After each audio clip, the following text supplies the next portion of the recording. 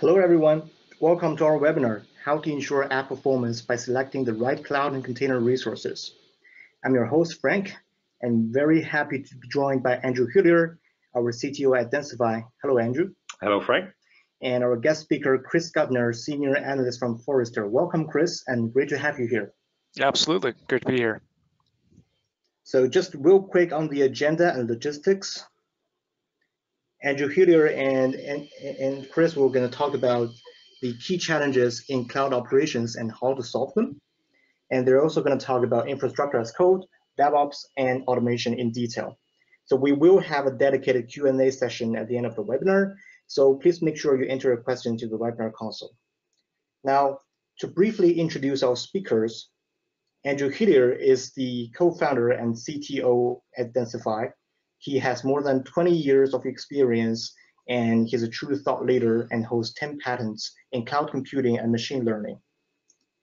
And Gardner, he is the senior analyst from Forrester Research. He serves infrastructure and operations professionals, and he has published a lot of great insightful reports to address the challenges in automation, infrastructure as code, and DevOps. Now with that, let me turn the mic to Chris to get this started. Awesome. So again, thank you for inviting me out to talk about this stuff. It's something I'm obviously very passionate about, but also have a lot of experience, not only as someone who's helping out my clients face these issues, but also from a practitioner background, having to kind of face the issues myself. So just to start out, cloud operations in 2019 is pretty interesting. It's obvious that this is not new ground necessarily anymore, but there's still a lot of potential for possibilities of opportunities and as well as peril. There's plenty of ways to screw it up. And one of the things that is, not necessarily new to cloud operations, but something that we've been experiencing for quite some time, and just operations in general, is what I kind of like to refer to as the unstoppable force versus the unbeatable shield. You have these developers that are obviously trying to meet business demand, trying to update applications frequently, and trying to do it in a way that's agile and following best practices. And then you have operations folks that are trying to optimize, trying to lock things down, trying to secure, and in a lot of ways these things conflict. And as we head towards DevOps, there's naturally going to be some clashing. But in general, let's talk about why cloud and hybrid makes sense. Obviously, it's ultimate abstraction layer. It's rapidly expanding usage in production. Nearly every client I talk to is now using cloud for production, and not just for greenfield. A lot of folks will always go to it as kind of the first fruits to pick off the tree, new applications, whether it's containerized applications or serverless or what have you. But they're also moving a lot of applications that were legacy. And obviously there's plenty of advantages, flexibility, agility, and there's proven to be a lower total cost of ownership with cloud. However, there is some negatives. One of the things that I'm running into is folks calling in to do inquiries with me, and I can almost hear their hands being raised up as if they're kind of shouting to the heavens, I have too much to do at this stage. It's too horizontally flowing in terms of my landscape of operations. I have too many systems to manage. I don't have a cohesive strategy around my automation. So I naturally have resource inefficiency as a result. And I also have compliance folks that are knocking at my door and not only want to make sure things are locked down, but we want to be part of the life cycle of designing the systems, which they should be. So it's not surprising that when we talk to C-level and we do surveys on this, that automated systems management is one of the top 3 priorities. It tends to change a little bit each year, but the 3 top ones are getting to the cloud, securing their environments, and automating. And again, this is CIOs and CTOs. I believe this year, automation actually popped to number 1, which shows how important that level of leadership is looking at this issue and realizing that they need to properly align all their resources to be automated in an efficient way. And this is reflected in the new systems lifecycle. I speak to a lot of folks about infrastructure as code, and there is a completely different dynamic around the interaction between operations folks, developers, QA, and the business. security having parts of this. But if you see here, everything that has a gear is an automation stage of some sort, and the vast majority of building out infrastructure as code requires sufficient automation. And I like to put this slide up to kind of reflect the reality. You need to help, the bad good guys. And who do I mean by that? I mean your workforce. And I'm not trying to be too negative about these folks. They have a lot to do. They have, procurement, they have compliance, they have contrasting business needs, but they don't have all day to manually move systems around, nor should they.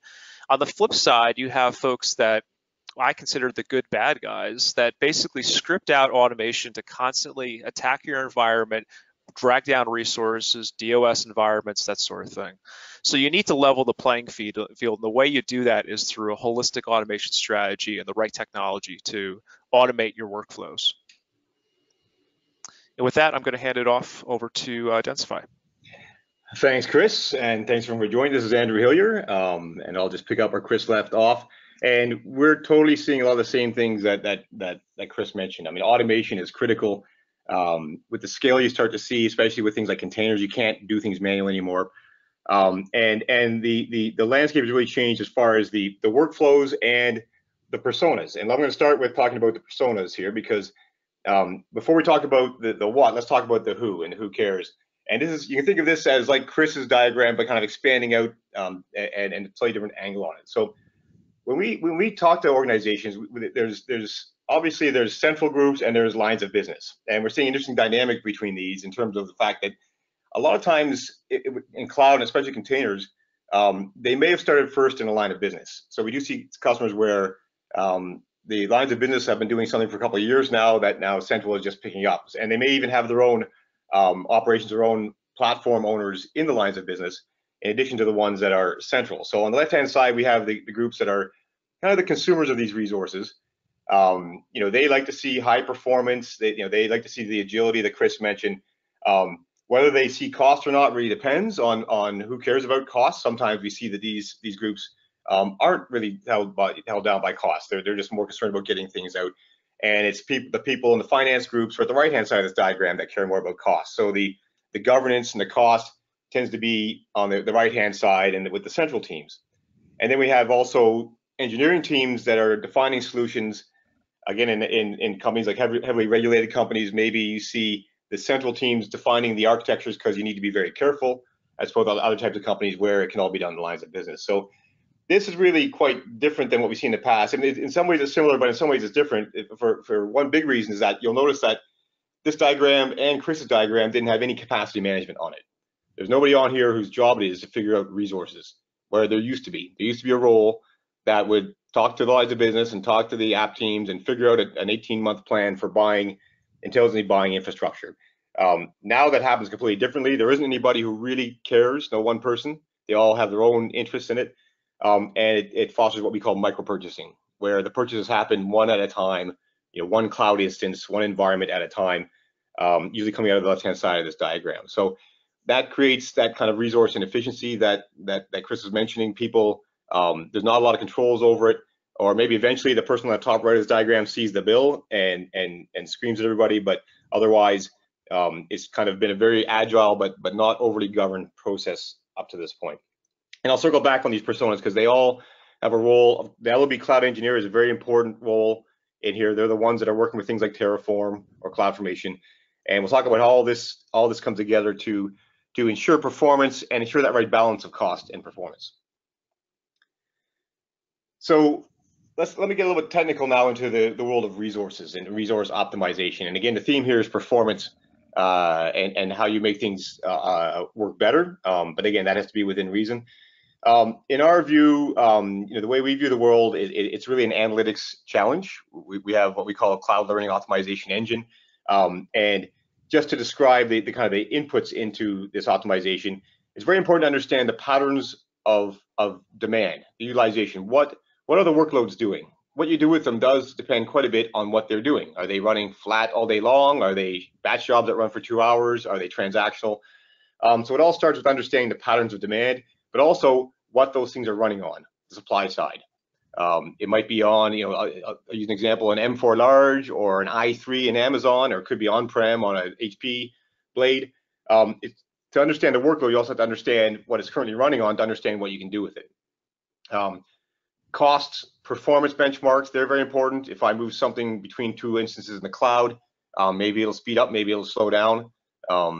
Understanding that is very important, understanding how you can optimize these environments, as well as the technical rules. So again, if you're running in the cloud, maybe you're using your local storage, maybe you're not. Maybe changing one instance type to another might cause you to have to reboot with a different AMI. So there's all kinds of details that go into optimizing the resources. The devil's in the detail here. And so if you want to make sure that you're running the workloads on the right instances, which I'll talk quite a bit more about, there's a whole lot of factors that go into it. Business policies, again, there's performance, costs, rules, all this stuff kind of comes together to figure out what the optimal resources are. And as Chris kind of mentioned, the demand is the independent variable. What the business demand is what you need to do. And what you can control is what you run it on to do that work. The supply side is what you try to control. And usually we're finding that's done as you're using things like infrastructure as code. And when you do this right, it's what we call optimization as code. And I'll come back to that in a minute. But the idea is that if you apply this to cloud or containers or migration projects, you get a very systematic, methodical way of optimizing the resources that are being assigned to the workloads. And again, that's key for many reasons. So let's talk about the strategies this enables. And if you look at someone running in the cloud and containers, there's a lot of different things you can do to optimize the use of resources. So let's start with instances, things like EC2 or Azure VMs.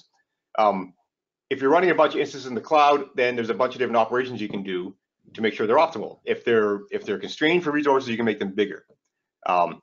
We see a lot of times people are running on old things and they should be on newer things. Amazon just released an M5 and you're on M3s. You should really get on the newer stuff. It's faster or cheaper or both. That includes going across families. Maybe you should be on a burstable instance. Maybe you should be on IO optimized. And I'll talk more about those examples. We see reclaim as a big opportunity. Maybe you're running things and they're all too big.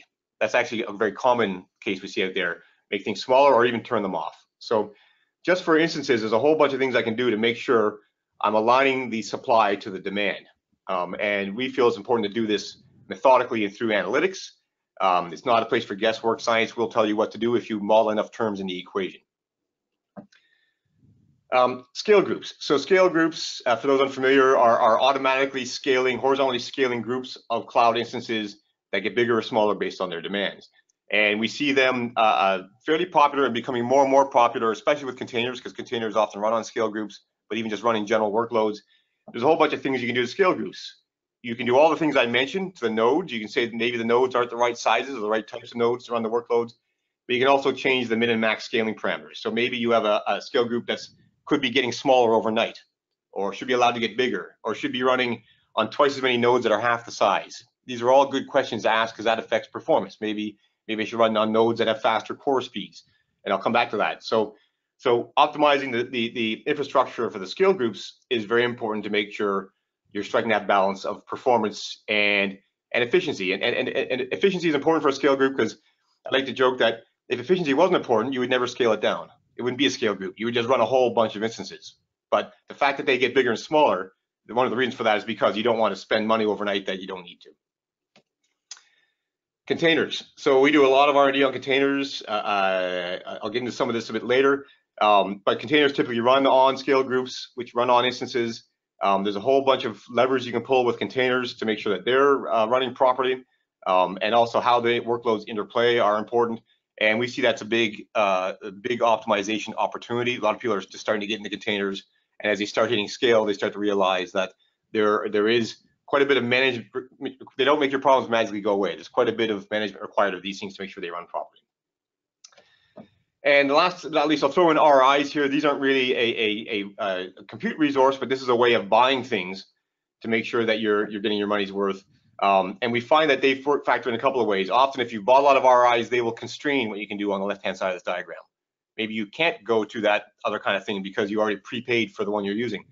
But also, there's an opportunity there to pre-buy the right kind of things, save money, convert them between instance classes. We see lots of use cases for either buying more or expiring them or renewing or changing them around that all feed into this equation because it's kind of it can't be done in isolation. It's all linked together. What RIs you buy depend on what you're using, and what you're using depends on what RIs you already own. And so it's kind of a complex feedback loop on those things. So those are some of the granular tactics, but let's just bring this up a level and talk about higher level objectives. So when we talk to organizations, there's usually one of two objectives. One is that the CFO saw the cloud bill and they're freaking out and we need to cut costs. And that's often a very high level pain for an organization. Now, not everybody in that diagram I showed would necessarily see this as their pain. Again, that's the nice thing about that persona diagram is that you know, if I walked up to Frank and said, hey, Frank, I'm going to replace your laptop with another one that's half the price, you may not be that excited about that. But if overall, though, I think that at the corporate level, you want to make sure you're saving money. But there's another option here that you can say, well, you know what, for the same money, I can make you work better. And this is very important. And we're starting to talk this strategy more and more with customers where I'm not going to come in and cut your costs in half. That'd be great. Maybe I'll pin down the sun, but let's take a more nuanced approach. Maybe for the critical lines of business I'm going to actually make you faster, or maybe the money I save in dev will buy SSDs for all the prod, or for the scale groups to make them turn on faster. There's a lot of really interesting strategies where you can have a mixed policy saying that for this part of the organization, the priority is efficiency. For this other area, it's performance. And it's kind of like Robin Hood. You can steal from one to give to the other and still net out to a lower cost, but have things work way better. And we find that actually resonates with the people in the app teams because their priority is to make sure that they're delivering good service. And so it's not all about down, it's up or down or some nuanced combination of the two. Now, this is an example of what an analysis would look like. I won't go into the gory details of this, but that donut chart is really telling us that you're running a bunch of servers, in this case in Amazon, 259 instances, and there's a whole bunch of different recommendations. Some of them should be turned off. The purple, those things should be made newer. Maybe there's nothing wrong with it. It's just a newer offering out that you should be on. That is a big problem. A lot of people deploy stuff into the cloud, and then a year later, it's not actually running the right thing anymore, but there's no process to revisit that. Again, nobody in that diagram it's nobody's job to revisit resources on a regular basis. The big blue area is things that are too big and the wrong instance family. And that's an interesting example. We see that quite often where not only are you buying too much, but you're buying the wrong types of things. And so we see that quite commonly. So there is a sliver of red here in this example where things are too small. Again, in this case, in this environment, performance isn't really the problem. Everything's just way too big. So a lot of times when you first see an environment, there's kind of a correction to be done. After day one, on day two, you might see a lot more red where you're pushing things up because they're growing. So again, it's all about the balance of the two. But it all comes down to the workloads and their patterns. If I drill down on one of these line items in this report or in this dashboard, this is an example of a specific instance. This is an Amazon instance. It's currently an M4 large, and we can see its utilization patterns, CPU and memory. And this is an interesting example because this is what we would call a peaky workload. So that's a 24-hour view by quartile, and we're seeing that it peaks up a lot of the hours, maybe half the hours of the day. It's kind of getting fairly high once in a while. But the thick red zone is what we call the sustained activity, and it's not doing a lot of sustained activity. So this is a perfect candidate to put on a burstable instance. And we're saying if you put it on a T2 medium, this is an older screenshot, it'd be a T3 now, of course. Then you will actually run the same. You actually get the same number of CPUs, but it's half the price. Now, I could also say, no, this is a very performance-oriented workload, and we would say, okay, then you should be on a T2 large, which has even more CPUs and is the same price. So again, you can go in any direction here. In this case, there's a couple of things going on. One is the fundamental that we're just buying the wrong type of instance for this workload, and that alone has a pretty big performance impact. We see a lot of workloads should be on i3s, IO optimized instances or memory optimized instances, and they're not. So that cross-family part is very important. To do that, you need some pretty detailed rules on whether you can make that type of transition. Like I said, maybe it won't work because you lose enhanced networking or some other technical thing. But when you can do that, that's how you get advantage. So the key here is to kind of take opinion out of this. This is science telling us you can go between these two instances. You can just reboot it. It can be done automatically. There's no human intervention required. So let's go for it. And again, that's fundamental for whether I'm going for efficiency or going for performance. Now, with that correct answer, let's step back a bit and talk about what I mentioned, optimization as code. So another challenge we see out there is that this is a Terraform example for those who haven't seen Terraform. And it's going to spin up a web server in an M4 large. And that's typically done by the LOB cloud engineers. They're typically the ones that are kind of between the developers and the infrastructure, that are kind of setting up the Terraform code and the DevOps pipeline to make sure that the apps kind of go out, in an agile way. And that M4 large line there's several problems with that. One is that this person may not know what that value should be. A lot of times we see the disconnect where they don't have the information to make that decision. Especially, and if you go upstream to a developer, they really don't know what that should be. How do I know it should be an M4 large? I've never actually seen it run, or I don't have any visibility into the operational stats of that thing when it's running. The other problem is that it's hard coded. We see this a lot as well. And it's kind of ironic that you have infrastructure as code, but people are hard coding things. And so what happens is that thing will get started. It's probably not correct. Definitely a year from now, it won't be correct. And it's not really anybody's job to go back and change it. And so what we do is say, well, because with analytics, you can get a much more accurate answer for that constantly. And we can replace that with a single line of code that just does whatever the analytics says. And we call this optimization as code. And we find this is a big win because it makes the cloud engineers' lives better. They don't really care what the resource is. They just want the app to work. The app teams get better responsiveness for their workloads. The central teams, it's automated. They're not sending out lists of things for people to do that nobody wants to do. So it's kind of a win-win to do this. And it's a big enabler of that next generation of automation, which, again, as Chris mentioned, is critical in the cloud, because you just don't want to be doing this stuff by hand. We've even seen typos in these files, which just kind of shouldn't exist in this day and age. So with that, let's transition to containers, because containers are a really hot topic, and you really need that level of automation with containers, because there's probably going to be 10 times as many of them out there in scale. And I'll start this off with an analogy, and I kind of talked about a laptop a minute ago in terms of the reclaiming and whether people want you to touch their laptop.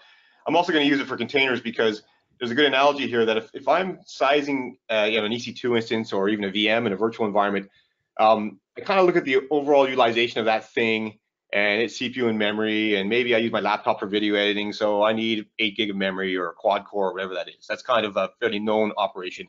And I was describing it, we need to be very accurate in how we do that, and cloud gives us opportunity to make all kinds of course corrections by changing the types of things we're buying. But in general, I look at the thing and I see what it's doing and I come up with an answer. Containers, on the other hand, are even more complicated. So it's kind of like taking that and taking it down to the process level. And people like to think containers make problems magically go away. Well, in many cases, they actually add problems, because now I've got to think at this level. So this is what's running on the laptop. And we see that there's 4 PowerPoint instances running, and there's some COM surrogates. These are like containers. Containers are kind of at this level. I have a node running, and I've got a bunch of different pods and containers running on it. Some are replicating, some are replica sets that kind of get horizontally scale, and some are instances. So so now I have to say, okay, from a resource perspective, I have to assign resources at this level. So I ask myself, how many millicores does PowerPoint need, or how many CPUs, or how much memory? And I have no idea. I don't know if anybody ever thinks about that. It's a big problem. I honestly use PowerPoint every day. I'm using it right now. I cannot tell you how many millicores my PowerPoint instance is using. And yet that is exactly what you need to do in this container world. If I was running PowerPoint in a container, which I realize is not, you would never do necessarily, but if you did, I have to give it those resources. I have to request the minimum amount of resources it's going to get, and I have to give it a limit on the maximum it can use. I cannot give this. I'll talk about that in a second. It's very dangerous to not fill this in. But I have to actually work at this level. So this creates a whole new challenge. And like you can see on the left, and there's 10 or 20 or 50 times as many of these things that I need to manage. So you really can't survive doing this manually. And frankly, people wouldn't even know how to figure it out in the first place. So to kind of step back from that and talk about it in an Amazon or in a Kubernetes context, I'm just picking on Amazon EKS here, but just any Kubernetes variant or even ECS, it looks the same. I've got a container scheduler that's scheduling out containers onto nodes. In the Amazon case, this would be EC2 instances running inside the scale groups. And I give it a spec for a pod, which usually has a bunch of containers in it. And that comes from that LOB cloud engineer quite often, and they maybe don't know what these things should be. And what happens is it will deploy the pods on the nodes, and the Tetris blocks are an analogy for the actual workload, and the dotted line is the resource allocation. So maybe the thing gets busy and less busy throughout the day, and I'm going to give it some resources, some CPU and memory based on those requests. And the dotted line is those requests. And the thing about the container schedulers is they're actually not as smart as something like a VMware ESX. They don't really overcommit very well.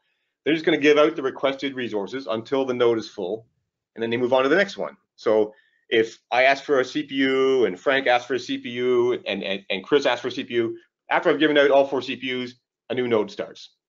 And so the impact of that is that the nodes get the resources get allocated out, but they don't actually get used. So this is a real example of an environment. This is 6 weeks from last year of the container scheduler giving out CPUs to containers. It's doing a great job.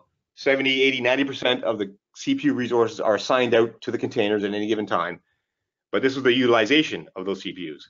It was between 20 and 30 times lower. And we see this everywhere. So even though you think containers are going to magically make all your problems go away, it actually gives you a false sense of security. It actually makes problems worse, in our opinion, that people just put request values in there, and it actually makes the environment really not do much at all. And it's a systemic problem we see everywhere. You can not give those values, and then you have a whole bunch of different problems. If you don't give those values, then you just get best efforts operation. So what happens is you'll be the first to kill if the node get killed if the node runs out of memory. If you don't say what you need, it's going to give you whatever it can. And if the overall system, it's called an OOM kill, and you will get killed. So you don't really want to be doing that. You don't want to give resources that are too low, or you'll get throttled. CPU will get throttled. Memory, you'll just get killed because you can't re-throttle memory. So there's all kinds of problems if you don't specify them or you don't specify them correctly. And it's that anxiety that causes people to go too big. If they even know what to set them at all, it's prudent to err on the side of too much. It's from a business perspective, it's your responsibility to make sure the app runs. There's another point, the last bullet on the slide, which I'll mention, I'll come back to in a couple of slides, is that containers are also very sensitive to the nodes they run on. And what I mean by that is that if I run a container on a node with a faster CPU core, it will run differently than on the other one. Or if I run it on a node with 8 CPUs, it'll run differently than on a node with 4 CPUs. It's not the case in a VMware environment because I give the VM, well, the core speed is true, but if I give a VM 2 virtual CPUs, it only ever has 2, independent of how many the host has. It's only ever given 2 at the OS level. Containers, they see all of them because they're just running inside the Linux kernel. So if I'm running on a node with 8 CPUs, it might actually use all 8 when it runs. It might run twice as fast as a node with 4 CPUs or 4 cores. And so that also kind of needs to be factored in, and it heavily affects performance. And there's ways of dealing with that. So coming back to this diagram, if we apply the analytics that I'm describing to this, the first step is to optimize the container resources. So I've got those Tetris blocks, and I've given them often too much resource. It could be too little. Again, it goes in both directions, but a lot of times they are decided too much. So we get the data from those things. We do that through Prometheus, for example. There's this various data collection, de facto standards out there. Come up with new, more accurate values for those requests and limits. And you can see at the bottom of the diagram, we're now requesting resources that are much more in line with what we actually need. And if you do that, then Kubernetes will automatically start stacking things differently because it hasn't given out all the CPUs or all the memory of each node. And so you'll get a better alignment of the resources to the workload. Their requests and limits are more accurate, and you get the side benefit of higher efficiency. Then the next level is once I do that, maybe the nodes I'm running aren't the right types of nodes. So quite often we see that you're not using nearly all your CPUs, but you're using all your memory. So maybe we should move to a memory optimized node. And it could be to a bigger node with twice as much memory. It could be to one with the same memory and fewer CPUs. In a scale group, there's all kinds of reasons why you might do either. We actually do a simulation of the different options because there's different impact. Like some customers, the spin up speed of the node is critical when they're scaling out. And so you don't want to go to gigantic nodes. You want to go to more granular nodes, smaller nodes and more of them. So there's all kinds of subtleties in that step. But when we do that, we can then align the container, the resources that are being given to the containers with what they actually need and optimize performance and efficiency. And the way we do that is, as you guessed, through optimization as code. So here's an example where we have these hard-coded request and limit values in a Kubernetes specification, and we can just drop in lines of code to make that happen automatically. And this, again, I'll stress, this is critical. You cannot survive doing this by hand. Customers often have hundreds of these files all over the place.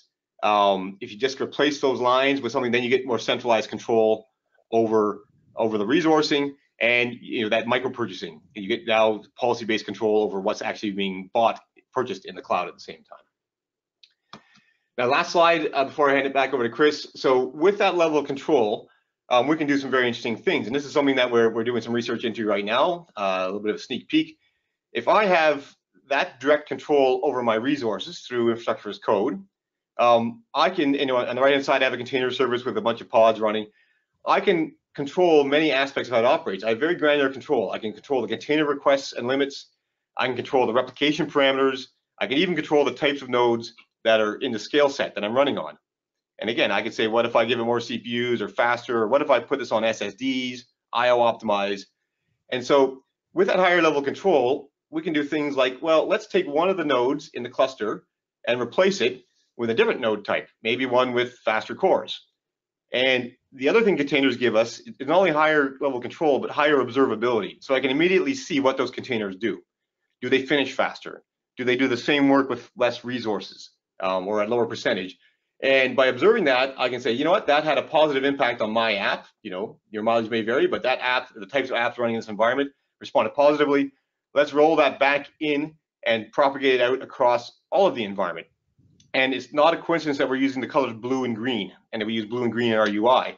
That is like a blue-green deployment for nodes, not for apps. So you can do blue-green for apps as well. We're doing a blue-green node optimization, where we're trying a node in a controlled way, maybe controlling what runs on that node, maybe taking an app that's not production, and then if we see positive response, propagate it out. The platform owner, they win. They get a more optimized environment, more, possibly scaling faster, possibly more efficient, and the app owners get better app performance. So it's kind of a win-win that's possible with this level of control. And with that, I'll hand it back over to Chris. Awesome. So I'm going to go over, now that we've had a kind of a deep dive into Densify's tooling, I'm going to go over some trends that we're seeing as researchers. Certainly ties back into these kind of tools, as well as forming a holistic strategy in an organization around automation. So to start off, we're seeing evolution in infrastructure as code. A lot of folks do focus on containers, and that's a significant portion of the IAC kind of platform, if you will. But it's one portion. It's what we call the global composable portion. There's connections back to software-defined infrastructure, both in the cloud and on premises. And there's also an emerging area called local composable that really kind of combines everything into one shot. It does it both at a bare metal level, a container level, and at an abstraction level above that. And what we're seeing is a lot of folks are starting to adopt automation specifically to tie all these pieces together, as well as to allow them to do continuous delivery, not just on the application level, but at the infrastructure level as well. I don't think I need to state that DevOps at this point is pretty much embedded in just about every organization. The question is, how much is it embedded? Quite frankly, most of the organizations I talk to at this point have a dedicated DevOps team. It's not necessarily a large team, and in some cases, it could be multiple teams that are kind of spread out across the organization. What I tend to find most often is that these groups have islands of automation that they've developed.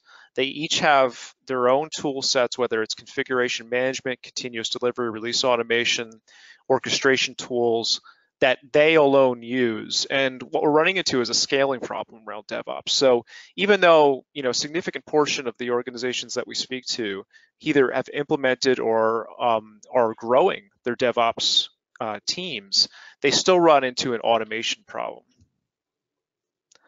And we're seeing this with some of the heat maps that we create. So we've done some studies on where people are adopting certain aspects of DevOps, what verticals are farthest along here. And you'll see this last column on the bottom here, automation, where depending on the vertical, it could be something that's highly automated, like telecommunications and utilities has a lot of their infrastructure as code automated completely at this point, whereas public sector and healthcare is very cold at this point. I want to also be clear that it's interesting is that just because somebody believes that they are mature when it comes to automation, that doesn't necessarily mean they are. When we test this out, when we study folks and we say, where do you think you are? A lot of them will say on a scale of 1 to 5, they're like a 4 or a 5.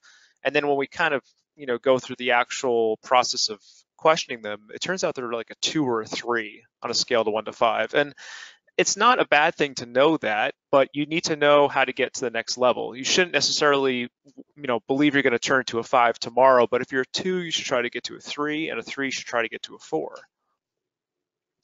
And one of the ways to do that is by using an automation framework. And we've developed this, and this is actually a little unique for Forrester because we like to put everything behind a paywall, but this is free. So if you were to go to Forrester.com, you can actually download our automation framework, and it goes into what we find is important when it comes to automation. I think as technologists, we tend to focus on the process. We tend to focus on where we're getting the data from, how much learning is occurring, and how deterministic is the automation. But that's only one part of the automation equation. There's a whole, people effect, as well as an enterprise effect. How bright do people need to be to use the automation? That's something we call robotics quotient, RQ, like IQ. What's the impact on your organization in terms of governance? Can you actually monitor this thing, or is it going to be a situation where it's sort of a black box? And what we're suggesting people do, and we're actually starting to see a pretty good uptick on this, is create a dedicated automation center in your organization. And it's not just IT.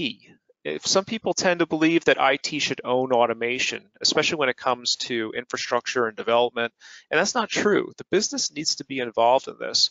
Where we've seen success is when the business is responsible for the roadmaps, the business case itself, obviously, driving change management, and even some of the automation aspects around design and development, being able to say, this application needs more resources based off of this business need. The technology group is responsible for being the SMEs, for maintaining the environment, for maintaining a control framework. They should not be necessarily involved with every aspect of management on the automation. They can certainly be a resource to say, this is how we should optimize it, but ultimately the business needs to have their say in this. And all these things connect back to various third-party groups like legal compliance and human resources. Our prediction is that 40% of organizations this year is going to have some type of automation center. It may not be as mature as this entire diagram, but it's going to be a focal point. Now, all that said, unfortunately, there is an automation disconnect. And I think this is the reason why we need automation centers in organizations. If we ask executives how automated certain processes are when it comes to things like release management, change management, workload adjustments, they will always overstate how automated things are versus when we talk to the DevOps pros in the same organizations. It can be as large as 15% difference, if not more in some cases. And this is a sign that two problems. One is that executives are a little out of touch here, but they also believe that the islands of automation are more holistically tied together than they actually are. And this is why we need to move towards platforms that can actually see the entire gamut of the space and be able to optimize not just on a infrastructure level, but on the entire system stack, apps all the way down.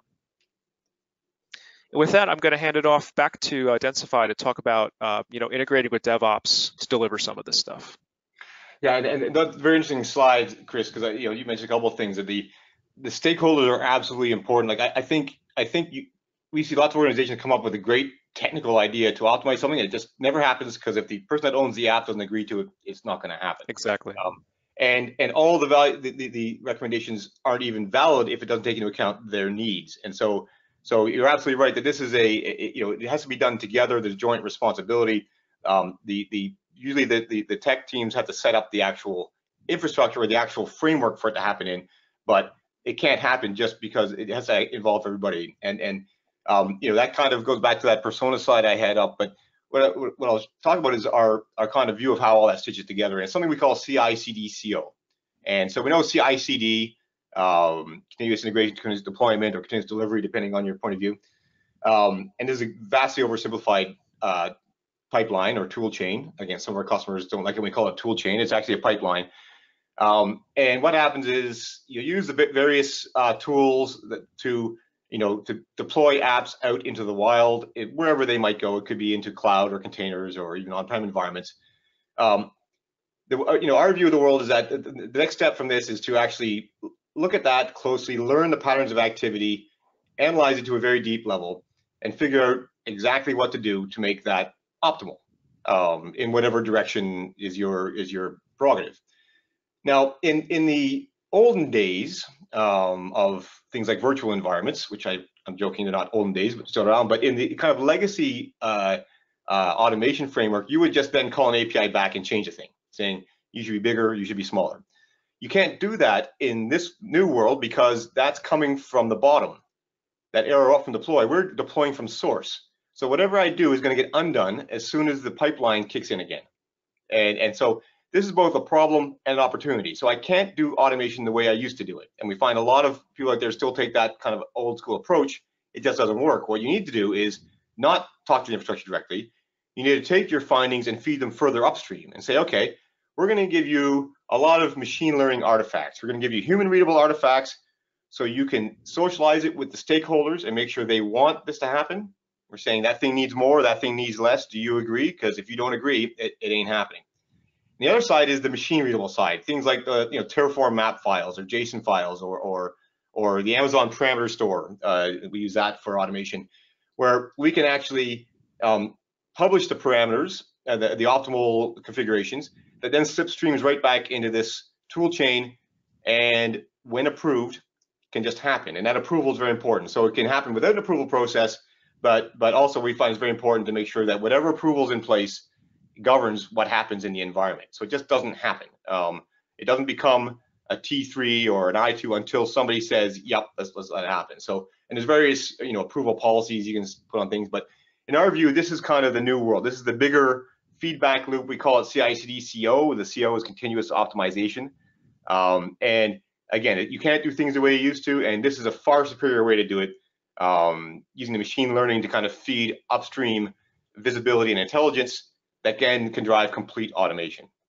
And I think one of the things this feeds into, and I think this also, Chris, is highly relevant to the last automation slide you had up, the second to last one, is that the app owners need to really have a big say in even what's coming out of that step number 2. And to get to that, what I want to talk about is self-service for a second, and what we call next generation self-service. So there's a prevalence out there that a lot of people still take the view that self-service means I'm going to pull up a UI with a bunch of tiles on it with my cloud offerings or my blueprints, and I won't name technology, but a lot of technologies work this way. But it's kind of like this OpenStack-esque mentality that an app owner is going to go click on a tile to get their app, and that's entirely possible. Almost every cloud provider and a technology CMP product out there supports this. That's just not the way we see things going. We see self-service is not clicking on a UI to get an app. It is an LOB cloud engineer writing code. That is self-service. That gives them whatever they need dynamically. It's just happening in code, not interactively. And I think the interactive thing goes out the window as soon as you start to scale. I mean, it's still possible to have it, and for dev test, it might make sense to spin something up bespoke, but once it starts hitting that pipeline, it's not happening through UI. And so this is kind of essential to what we would call next generation self-service. And to string all that together, so we have an LOB cloud engineer that's writing Terraform, that's kind of slipstreaming into the process, and it can happen at different places in the pipeline, but that then causes resources to get deployed to run the apps in whatever infrastructure I'm using. Then the platform owner, and I'm using container platform as an example, as you mentioned, Chris, it's their responsibility. It's that type of team's responsibility for the framework and for the technology of this. So if you put in place machine learning that is learning all the patterns from all this infrastructure and coming up with very specific answers, that feeds this machine learning repository, but it also feeds things like Slack. We see a lot of customers starting to use Slack, so more modern delivery channels. Picture a world where an app owner can subscribe to any feeds about their app. Let me know if this thing needs to be bigger. Let me know if there's a newer offering from Amazon I should be on. Let me know if my containers are set up wrong. And the same for the LOB cloud engineers. So we now have a channel for complete visibility. And again, we view this as kind of the next generation of self-service. It's infrastructure as code, combined with machine learning, combined with modern delivery channels. It's not clicking on a UI. And we see some environments where they do everything in Slack. In fact, one of the things we're looking at here is being able to, the app owner being able to change the analytics policies through Slack, or there being an approve button in Slack. Some of our customers have approve buttons that they can click on to say, yep, that thing, just do it. So we see this as kind of the future of self-service. And I think it does combine, Chris, the concept that you mentioned of the kind of that center of excellence for automation with a heavy dose of stakeholder involvement. But they shouldn't be necessarily the ones setting up the technology. They should just be the consumers of the technology so they can focus on their apps, which is really what their goal is. So that's kind of our unified view of our vision of the world, and I think Chris aligns with some of the things you were saying as well. And with that, we have 12 minutes left for Q&A. Great, thank you, Chris and Andrew, for this great discussion. Let me see what kind of questions we got here. If you haven't done so, please enter your questions into the questions section into the webinar console so that we have your questions answered.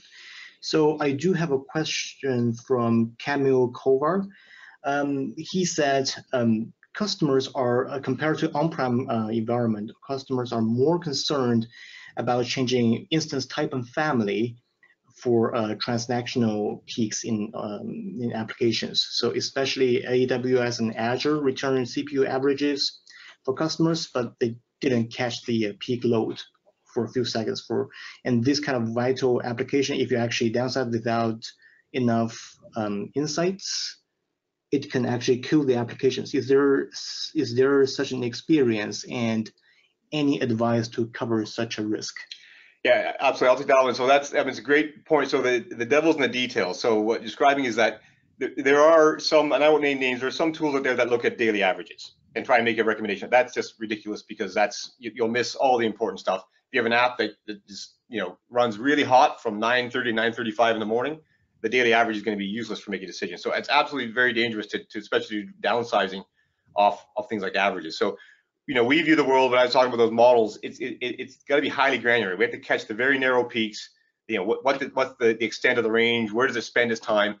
And all that factors in, because that'll absolutely mess up the app. We've even seen some, and again, I won't name some solutions out there that look at, for example, the last 30 days, which is kind of funny because that means I think 7 months a year they'll miss the month end. For any month that's 31 days long, you're not looking at last month end when you're planning tomorrow, and so you actually have the same problem again. You're not looking at the right. So we consider you have to look at long time frames and look at the very granular data and build a model. That's when I refer to the machine learning, a model of what that app actually does at a very detailed level to make these decisions. But also you have to make sure that you filter out noise. So if somebody does a software installation on a Sunday afternoon and it spikes the CPU, you do want to make sure you're not upsizing things like crazy to that. So there has to be a balance in the model that we've spent a ton of time on R&D to make sure that you're getting that right answer, because everything stems from the right answer. If you have the wrong answer, as you mentioned in your question, it can kill the app. You can't automate the wrong answer. You can put all the automation in you want, but if the wrong answer is feeding into it, it's never going to work. So it all hinges on the most correct answer. Thank you, Andrew. I think it's a great answer. And thank you, Camille, for this great and practical question. And then we have another question. Who in the organization is responsible to build a consistent automation framework? Should it be cloud architect, or should it be infrastructure and operations teams, or should it be developers? I think this question is for Chris. Yeah, so it's interesting. I kind of have a language I use around this, around governance by consensus, in the sense that every group needs to have a seat at the table, but the one that usually leads this effort is enterprise architects. And it's interesting because I think for a short period of time, and enterprise architects were not seen as how do I put this bluntly? Not bluntly, not seen as valuable to the organization as they actually are. And they are the ones that could truly master a holistic automation framework and decide on where things should be, automated and not automated in their organization and how. So EAs are the lead ones, but obviously INO, development, security, and the business need to be part of that conversation. Good, thank you, Chris. Another question. when deploying containers for the first time, how do you decide the initial value for CPU and memory request and limits? Yeah, another good question. And that's an interesting area of research that we're doing right now. So the examples I showed didn't show the default values, but the way we do what was on the screen I showed, we do have an open source Terraform module, for example, that you can just load up that lets you put that line of code in the files, and you can put a default in. So the things that used to be hard coded, we would just say, well, just put them in as the default. When the machine learning learns enough about the workload to take over, it will just take over the management of it, but just put those in as a default. The reason why I mentioned we're doing R&D is that there are more clever things you can do. You can say, I've never seen that before, but it's a web server, and so I'm going to make it like all my other web servers, or it's this type of thing in that type of business. Maybe even to say that, yeah, and we see across the industry, typically that thing gets 2 gig of memory. So there's some more clever things you can do there, again, some related to machine learning, to understand for things you've never seen before, how do you treat them? But the basic answer is just, you can put a default in that line of code, which is very practical. Just start off, make it big, that's fine. Make it too big, because it'll eventually come down. A month later, it'll be back to where it should be. Yeah, good answer. Thank you, Andrew. And next question. What is the best way to balance efficiency and cost and at the same time meet compliance and security requirements? Chris, you want to take that? Yeah, sure. So, in a lot of organizations, this onus is kind of put on the infrastructure and operations people, which is, it's certainly they're the ones that are going to make a lot of calls in the end as to balancing cost and efficiency. But really, it needs to be a conversation again with enterprise architects, cloud optimization engineers, as well as your governance and compliance team.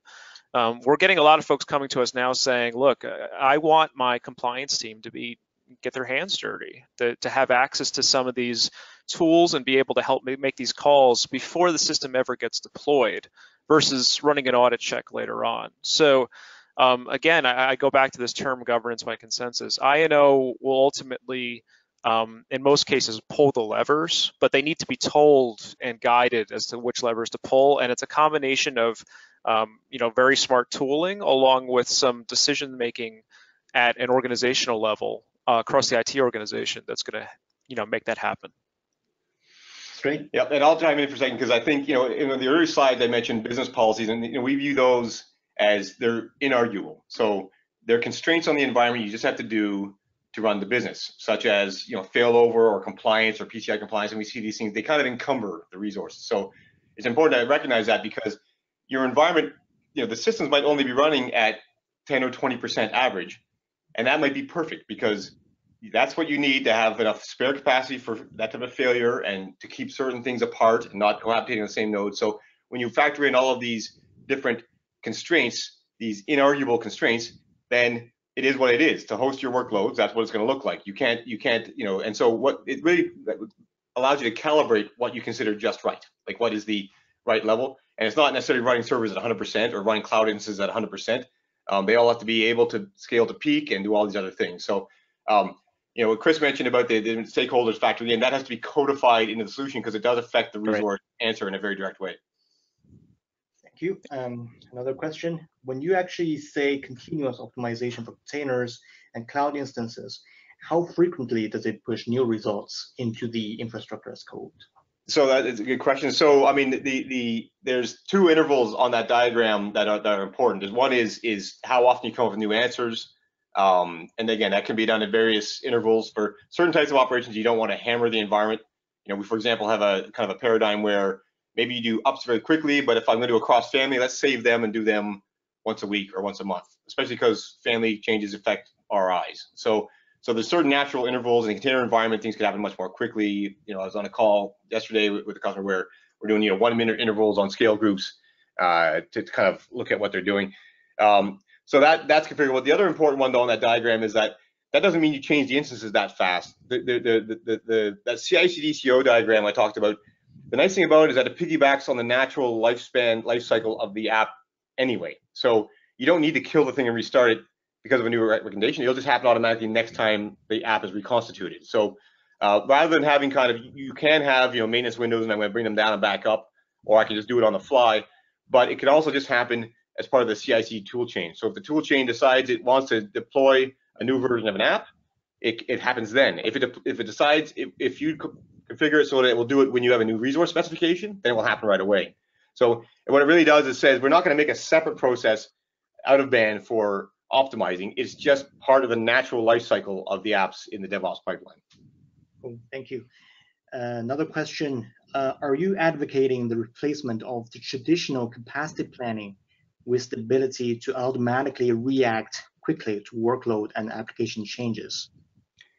So I'll take that. So I wouldn't say we're advocating that. I think what we're observing is that the capacity management teams are kind of disintermediated a lot of times when cloud is adopted.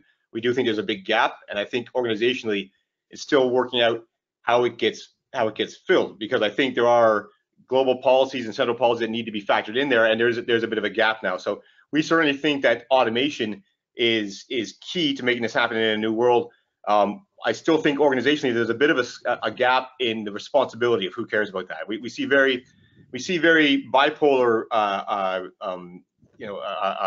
attitudes right now, where people who see the bill, they're all about cost. People who run the apps, they're all about performance, and it's not really that balanced. So technology-wise, we definitely advocate there should be something in there doing this automatically. Organizationally, I'm not sure if we're finished evolving. Chris might have a comment on that. I think there is probably some central role that does care about resources at some level, at least to help strike the balance. Yeah, I would say that capacity management's never completely going away, but it's certainly getting smarter with tooling like this. And quite frankly, organizationally, we're never going to stop evolving when it comes to this stuff. Even after all the tools are laid down and we have a holistic strategy, there's still plenty of things to change. Yep. Thank you so much, guys. It seems that we are at the bottom of the hour. Just quickly wrap up. We will send the recording to all the attendees and all the registrations. And for the questions we didn't have a chance to get to, we will get back to you within 24 hours. And again, thank you, Chris and Andrew, for this great discussions. And thank you, everyone, for joining us today. We will see you next time. Have a great day.